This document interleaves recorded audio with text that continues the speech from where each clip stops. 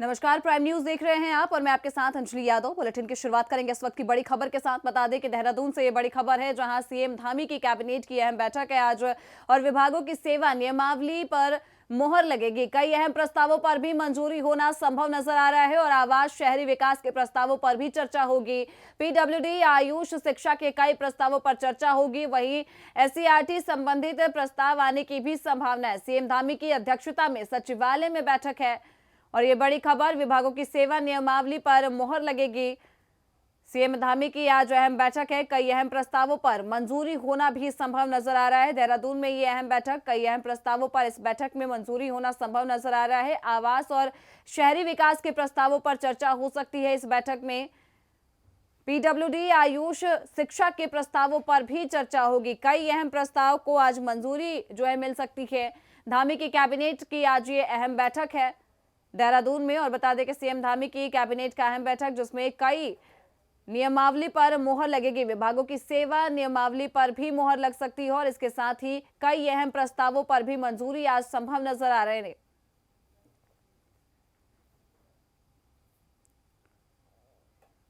आवास और शहरी विकास के प्रस्तावों पर भी चर्चा होगी। सीएम धामी की कैबिनेट की यह अहम बैठक, आयुष और पीडब्ल्यूडी, शिक्षा के कई प्रस्तावों पर भी चर्चा होगी।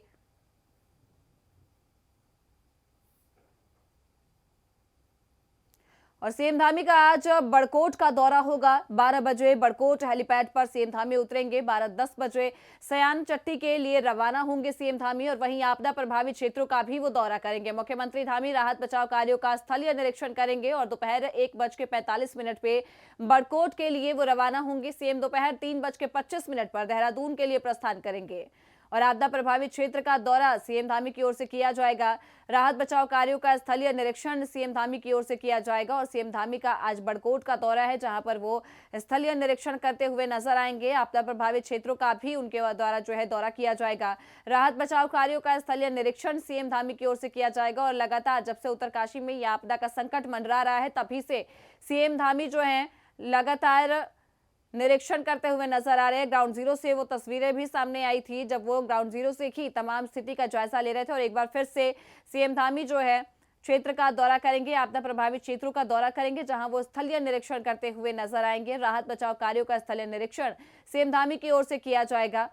उत्तरकाशी के तमाम आपदा पीड़ित क्षेत्रों का दौरा जो है उनकी ओर से किया जाएगा। आज सीएम धामी बड़कोट का दौरा करेंगे और तमाम आपदा क्षेत्र जो है उनका दौरा करेंगे, उनका निरीक्षण करेंगे। स्थलीय निरीक्षण उनकी ओर से किया जाएगा। इससे पहले भी जब उत्तरकाशी में पहली आपदा आई थी, तब भी ग्राउंड जीरो से वो निरीक्षण करते हुए नजर आए थे और लगातार ग्राउंड जीरो पे वो बने हुए भी थे और तमाम अपडेट भी वो लेते हुए नजर आ रहे थे। और एक बार फिर से बड़कोट का दौरा उनकी ओर से किया जा रहा है, जहां पे वो आपदा प्रभावित क्षेत्रों का दौरा करेंगे और इसके साथ ही कई निर्देश भी राहत बचाव कार्यों को लेकर वो दे सकते हैं।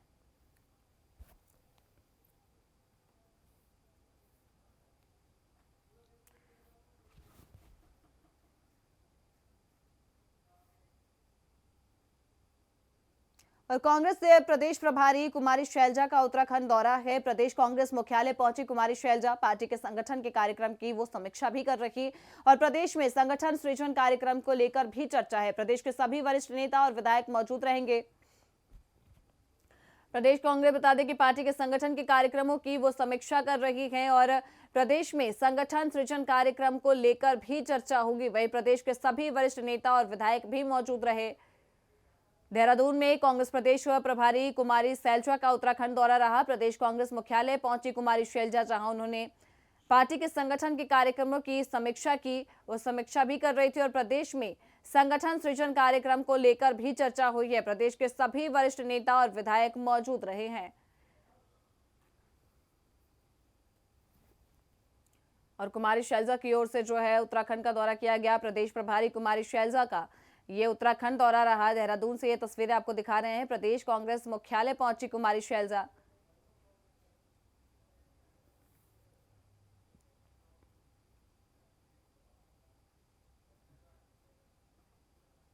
मुख्यमंत्री पुष्कर सिंह धामी के निर्देश पर प्रदेश भर में चलाए जा रहे ऑपरेशन कालीन में बता दें कि इसी के तहत हरिद्वार पुलिस ने मंगलौर क्षेत्र के 18 बहरूपियों को गिरफ्तार किया है। आरोपी साधु और बाबा का भेष बनाकर राहगीरों को ठग रहे थे। पुलिस ने सभी के खिलाफ मुकदमा दर्ज करके जांच शुरू कर दी है। बता दें कि एसएसपी हरिद्वार प्रमेंद्र सिंह डोभाल ने बताया कि अभियान का उद्देश्य समाज को धोखा देने वाले ढोंगी बाबाओं और फर्जी साधुओं पर सख्ती करना है। उन्होंने ये भी कहा कि धार्मिक आयोजन और मेलों के दौरान ऐसे फर्जी लोग जो है वो सक्रिय हो जाते हैं, लेकिन पुलिस की कार्रवाई से अब इनके मंसूबे असफल होंगे। मुख्यमंत्री जी द्वारा ऑपरेशन कालनेमी के आह्वान पर हरिद्वार पुलिस लगातार कार्य कर रही है और आज हरिद्वार पुलिस के द्वारा एक बड़े स्तर पर कार्रवाई करते हुए करीब 126 से ऊपर व्यक्तियों के अगेंस्ट ऑपरेशन कालनेमी में कार्रवाई की गई है, जिसमें महत्वपूर्ण 2 बांग्लादेशी व्यक्ति भी इसकी जद में आए हैं। इन दोनों को पकड़ा गया है। अन्य लोगों के खिलाफ भी कार्रवाई की जा रही है। हरिद्वार पुलिस द्वारा लगातार पिछले 2 माह में। और बड़ी खबर का रुख करेंगे देहरादून से। बीजेपी की नई कार्यकारिणी इसी सप्ताह घोषित होगी। ये बड़ी खबर आपको बता रहे हैं। संगठन को 8 उपाध्यक्ष और 8 मंत्री मिलने वाले हैं। महामंत्री के समेत 31 पदाधिकारियों की घोषणा की जाएगी। ये बड़ी खबर इस वक्त देहरादून से बता रहे हैं। संगठन को 8 उपाध्यक्ष मिलेंगे और महामंत्री के समेत 31 पदाधिकारियों की घोषणा भी होगी। देहरादून में बीजेपी की नई कार्यकारिणी इसी सप्ताह घोषित होगी और संगठन को 8 उपाध्यक्ष और 8 मंत्री भी मिलेंगे। और इसके साथ ही आपको बता दें कि महामंत्री के समेत कुल 31 पदाधिकारियों की घोषणा की जाएगी। बीजेपी की नई कार्यकारिणी इसी सप्ताह में ही घोषित होगी और संगठन को मिलेंगे 8 उपाध्यक्ष और 8 मंत्री। और रुद्रप्रयाग में बर्ड फ्लू का खतरा एक बार फिर से फैला। सीमाओं पर सघन चेकिंग हो रही है। सघन चेकिंग अभियान चलाया जा रहा है। जिला प्रशासन ने सतर्कता बढ़ा दी है और पशुपालन विभाग का भी जो है उनकी ओर से भी अलर्ट जारी कर दिया गया है। रुद्रप्रयाग में बर्ड फ्लू का खतरा बढ़ रहा है। सीमाओं पर सघन चेकिंग अभियान चलाया जा रहा है और प्रशासन की ओर से भी हिदायतें जारी कर दी गई है। जिला प्रशासन ने सतर्कता भी बढ़ा दी है। पशुपालन विभाग को भी अलर्ट कर दिया गया है। रुद्रप्रयाग में बर्ड फ्लू का खतरा देखने को मिल रहा है। सीमाओं पर सघन चेकिंग अभियान चलाया जा रहा है बर्ड फ्लू को लेकर और इसके साथ ही जिला प्रशासन ने सतर्कता बढ़ा दी है और साथ ही पशुपालन विभाग को खास तौर पे अलर्ट करके रखा गया है, क्योंकि बर्ड फ्लू का खतरा जो है वो पशुओं से ही फैलता है। रुद्रप्रयाग में बर्ड फ्लू का खतरा जो है बढ़ता हुआ नजर आ रहा है। सीमाओं पर सघन चेकिंग अभियान इसी को लेकर चलाया जा रहा है और इसके तहत ही जिला प्रशासन की ओर से सतर्कता भी बढ़ा दी गई है।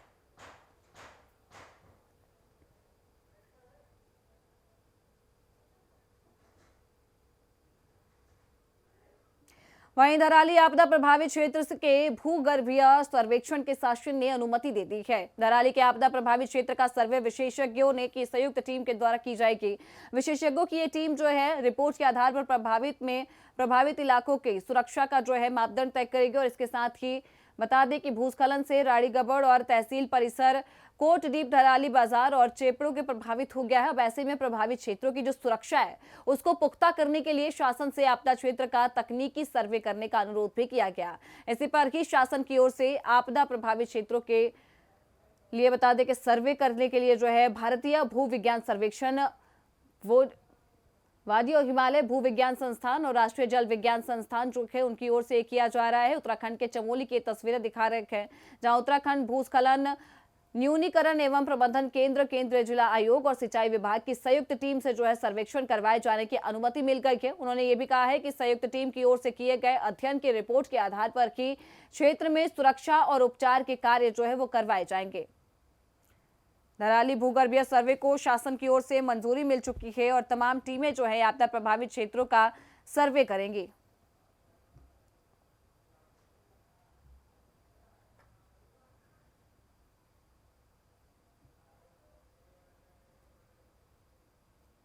और खबर हल्द्वानी से है, जहां कुमाऊं मंडल में भ्रष्टाचार और रिश्वतखोरी पर अंकुश लगाने के लिए विजिलेंस विभाग लगातार सख्त कार्रवाई कर रही है। पिछले 5 वर्षों में 40 मामले दर्ज करके 49 रिश्वतखोरों को गिरफ्तार किया गया है, जिनमें 7 राजपत्रित अधिकारी भी शामिल है। इसी दौरान ही 14 आरोपियों को न्यायालय से सजा भी मिली है। साल 2021 से 2025 तक रिश्वतखोरी के मामले बढ़े हैं, जिसमें कि इस साल जो है 6 मामले दर्ज हुए हैं और 8 आरोपियों को गिरफ्तार किया गया है। वहीं विजिलेंस निदेशक वी बता दें कि मुरुगेशन ने भी बताया कि विभाग शिकायतों पर तेजी से कार्रवाई कर रही है और लोगों से यह भी अपील की गई है कि वे रिश्वतखोरी के खिलाफ बेझिझक होकर शिकायत दर्ज करवाएं।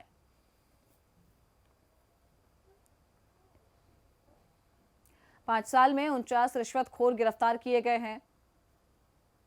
1064 है, हमारा वेबसाइट है और माननीय मुख्यमंत्री द्वारा हेल्पलाइन भी शुरू किए हुए हैं 1064, उसके माध्यम से कंप्लेंट्स आते हैं। जब भी कंप्लेंट्स आता है हम उसको सीरियसली लेके हमने मैदानी कार्रवाई करते हैं। अब तक प्रदेश में 15 ट्रैपें हो गए हैं। उस पे पिछले साल भी कुछ पुलिस वाले थे, इस साल भी हमने एक पुलिस वाले थे, देहरादून सेक्टर ने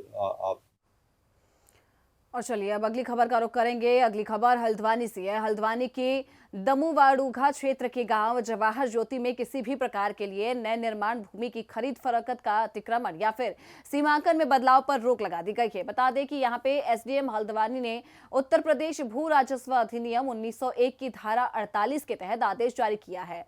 अब भूमि सर्वेक्षण और अभिलेखों के रिकॉर्ड ऑपरेशन की प्रक्रिया भी शुरू कर दी गई है और इसी दौरान ही अवैध निर्माण व फिर अतिक्रमण रोकने के लिए ये प्रतिबंधात्मक कदम उठाया गया है। और एसडीएम हल्द्वानी के आदेश से ये स्पष्ट है कि अगली सूचना तक दमुड़ोगा क्षेत्र में किसी भी प्रकार का नया निर्माण या फिर खरीद फरोख्त पे प्रतिबंध रहेगा। क्षेत्रीय राजस्व अधिकारी और लेखपाल नियमित रूप से इसकी निगरानी करेंगे। साथ ही स्थानीय पुलिस को आदेशों के सख्त अनुपालन के निर्देश भी जारी किए गए हैं। बता दें कि आदेशों का पालन नहीं करने पर कड़ी कार्रवाई के भी आदेश दिए गए हैं।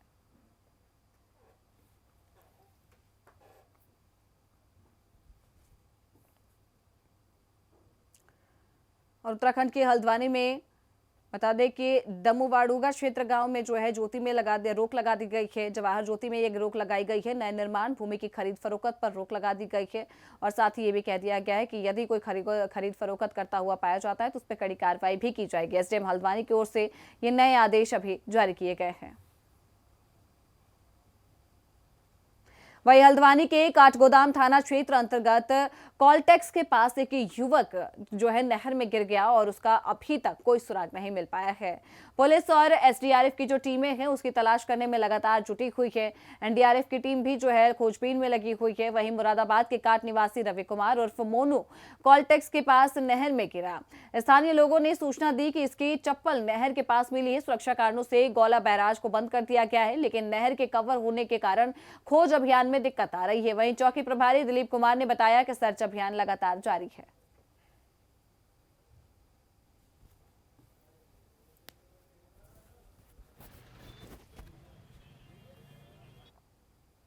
उत्तराखंड के 4 जिलों में आज भारी बारिश का येलो अलर्ट है। देहरादून, पौड़ी, नैनीताल और बागेश्वर में यह अलर्ट जारी किया गया है। कल और 29 अगस्त के लिए तेज बारिश का भी अलर्ट है। उत्तराखंड या देहरादून के पौड़ी में जो है बता दें, देहरादून, पौड़ी और नैनीताल में अलर्ट जारी किया गया है। कल और 29 अगस्त के लिए जो है इस भारी बारिश का अलर्ट वहां पे जारी किया गया है। उत्तराखंड के 4 जिलों में आज भारी बारिश का अलर्ट जारी किया गया।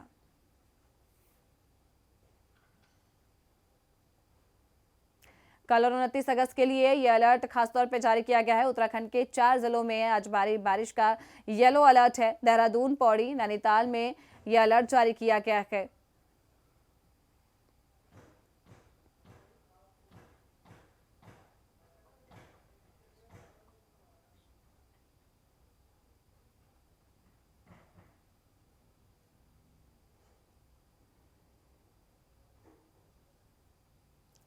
और उत्तराखंड के 4 जिलों में जहां भारी बारिश का येलो अलर्ट जारी किया गया है, वहां की कुछ तस्वीरें भी आपको दिखा रहे हैं कि किस प्रकार से उत्तराखंड के ये जिले जो है बारिश की वजह से परेशानियों में जूझ रहे हैं। देहरादून, पौड़ी, नैनीताल और बागेश्वर में ये अलर्ट जारी कर दिया गया है। उत्तराखंड के 4 जिले ऐसे हैं जहां पे ये येलो अलर्ट जारी कर दिया गया है। खासतौर पे हिदायतें भी जारी कर दी गई है और वहीं पे सुरक्षित स्थान पे जो है बने रहने की निर्देश लगातार दिए जा रहे हैं। और ये तस्वीरें आप देख सकते हैं कि पानी का रिसाव किस प्रकार से हो रहा है।